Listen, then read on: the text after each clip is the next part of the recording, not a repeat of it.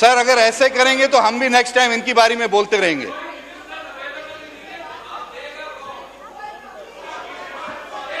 यार तुम लोग मत बोलो ना बीच में, मैं स्पीकर से बात कर रहा हूं, तुम लोग बीच में बड़बड़ कर रहे हो। तुम्हारी बारी में हम लोग खामोश बैठे हुए हैं। इनके बाप के नौकर तो नहीं लगे हुए यार। Order in the sir house. गलत है ना, हम लोग सुन रहे हैं उनकी बात तो। Order in the house please.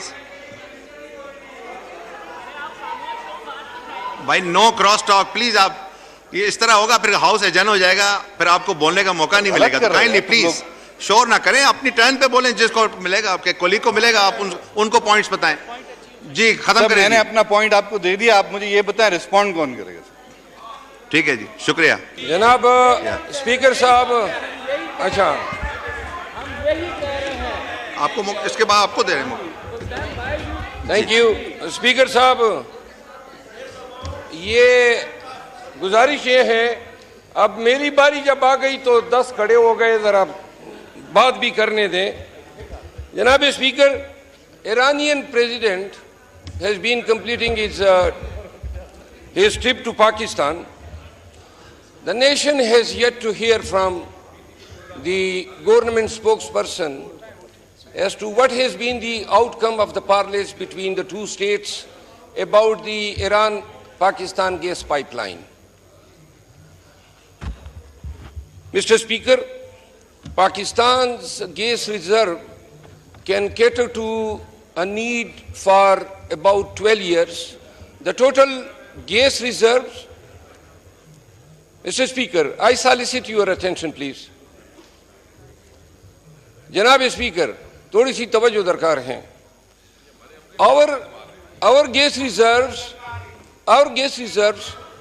can cater to the nation needs for 12 years. In 2009, the government of Pakistan struck agreement with the Iranian government encompassing and undertaking the first phase of 780-kilometer gas pipeline, and out of which 80 kilometer was to be executed by the next 2 years. Despite the lapse of more than 16 years, the government of Pakistan has yet to materially come out with a plan as to whether the government is proceeding ahead with what was decided in the year 2009, number one. Last month, Donald Lu issued a statement threatening Pakistan that it has to go and abide by the sanctions which the American government has imposed over Iran. Now, the president of Iran is here, and the Iranian parliament has pressurized the government that if Pakistan fails to complete its part of the agreement by 2024, then we have to pay a penalty amounting to £18 billion. $18 billion.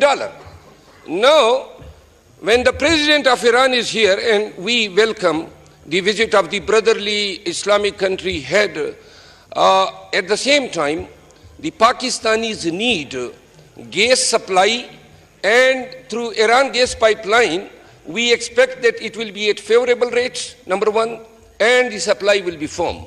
Because obviously, we are sharing the border, and almost 780 kilometers of the pipeline to the Gwadar will not encompass more length than what length has been consumed by the Bukti areas to the Lahore.